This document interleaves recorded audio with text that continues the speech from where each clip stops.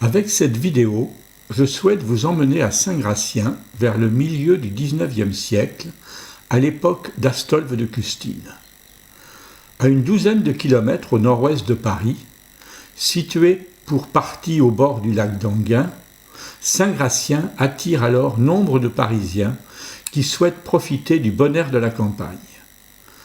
La commune compte alors moins de 1000 habitants. On y trouve 2 châteaux. L'un a appartenu à Nicolas de Catinat, maréchal illustre sous Louis XIV, et l'autre, construit en 1806, est sur le point d'être acheté par la princesse Mathilde, nièce de Napoléon Ier et cousine germaine de Napoléon III. Mon récit démarre en juin 1832. Astolphe de Custine vient d'avoir 42 ans. Après avoir fait réaménager son appartement de Paris, il achète à Saint-Gratien une maison de campagne, moitié villa, moitié château, au milieu d'un parc de près de 10 hectares. Il souhaite y réunir ses hôtes dans une atmosphère plus détendue et plus intime qu'à Paris. Petit à petit, Saint-Gratien devient sa maison des champs qu'il transforme en havre de confort, d'élégance et de luxe raffiné. Il en fait son petit paradis aux portes de la capitale, écrivant à Sophie Gay en juin 1836 « Je passe 1 heure ici et je vais m'enfermer à Saint-Gratien pour ne plus revenir à Paris. Venez voir ce paradis, car c'en est un que la vallée de Montmorency dans cette saison. Et mandez-moi, quand vous le voulez, que je vienne vous chercher. » Il est vrai qu'à cette époque, aller à Saint-Gratien, c'était partir, respirer le bon air de la campagne. En 1855, à Madame de Courbonne, l'air de Saint-Gratien a sur moi un effet extraordinaire et presque immédiat. Saint-Gratien, tout comme la rue de la Rochefoucauld, est un lieu privilégié, où les artistes et amis s'y donnent rendez-vous et s'y succèdent.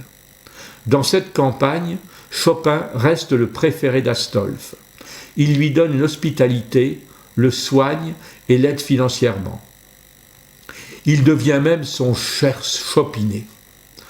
En juin 1836, il lui écrit « Vous êtes la seule personne à qui je donne l'autorisation de venir à Saint-Gratien quand elle veut et sans m'en prévenir. Voilà tout ce que je voulais vous dire avec 1000 amitiés. » 1 an plus tard, il confirme son enchantement d'entendre ici le virtuose. « Je viens encore d'être enchanté par le magicien, par le sylphe de Saint-Gratien, donc Chopin. Je lui avais donné pour thème le Rance des vaches combiné avec la Marseillaise. Vous dire le parti qu'il a tiré de cette épopée musicale, c'est impossible. On voyait le peuple pasteur fuir devant le peuple conquérant. C'était sublime. » Astolphe attire et invite ses amis à Saint-Gratien. « Arrachez-vous à vos tristes soins et venez causer de tout cela à Saint-Gratien dont je meurs d'envie de vous faire les honneurs, » écrit-il à Sophie Gay. « Amenez Delphine, qu'elle dise ses plus beaux vers au bord de mon lac et qu'il lui en inspire d'autres. » En 1837, il lui demande « Rappelez-moi au souvenir de Madame Hugo. Je voudrais bien qu'elle eût toujours la bonne volonté de venir me voir à Saint-Gratien avec toute sa petite armée. Nous leur lirions leurs vers. Ces démons d'enfants vous ont bien inspiré. Je les aime pour vous. » 2 ans plus tôt, c'est Victor Hugo qui l'invitait. « Adieu. Il me semble que nous causons. Nous continuerons à Saint-Gratien, n'est-ce pas? Vous me lirez quelque chose de vos travaux. » À la fin du mois de juin 1851, la princesse Mathilde a pris une location à Saint-Gratien et cherche à s'installer dans la région. En l'absence d'Astolphe, elle visite sa propriété avec Madame de Courbonne. Le marquis voudrait bien la lui voir acheter. Cependant, la princesse Mathilde se décide pour le château du comte de Lucé. Astolphe, de retour à Saint-Gratien, la conseille dans son installation.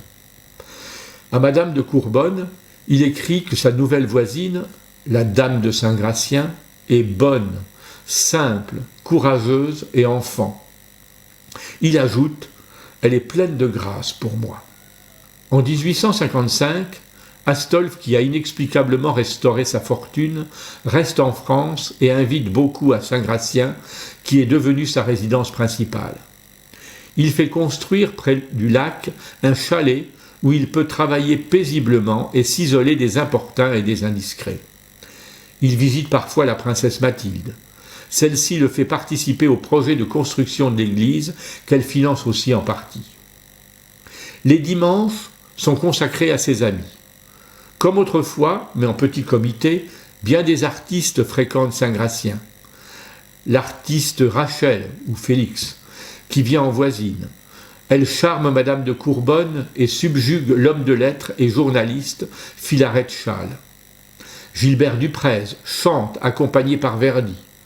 Le prince Jules de Montléard, le juriste Eugène Lerminier ou encore l'écrivain Herbé d'Aurevilly enchantent d'anecdotes leur auditoire. Ayant dépassé la soixantaine, Astolphe prend ses dispositions testamentaires.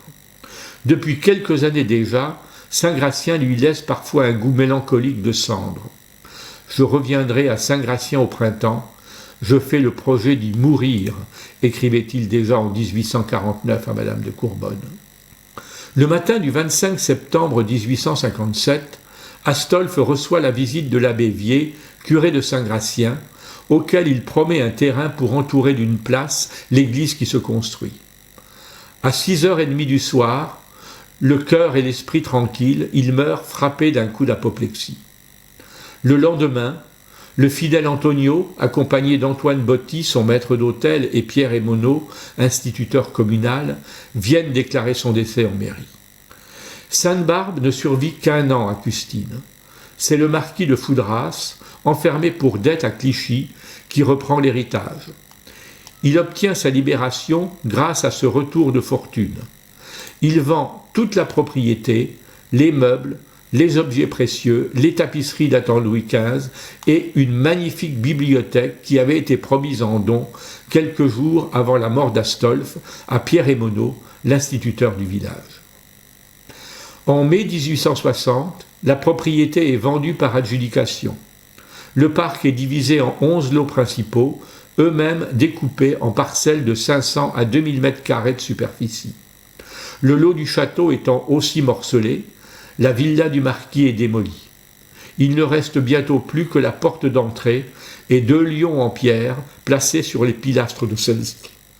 Disons enfin, avant de terminer cette histoire, qu'il a souvent été écrit que les habitants de Saint-Gratien n'aimaient pas particulièrement le marquis, lui préférant la princesse Mathilde qui, elle, avait beaucoup fait pour la commune.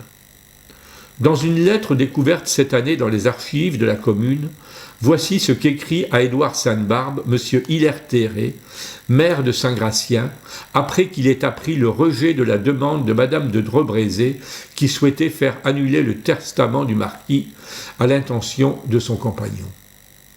Je viens de lire dans mon journal le compte-rendu de la lutte judiciaire que vous avez dû soutenir pour faire respecter les dernières volontés de votre honorable ami. Vous avez eu un succès complet. Permettez-moi, monsieur, de vous féliciter tant en mon nom qu'au nom des habitants de Saint-Gratien.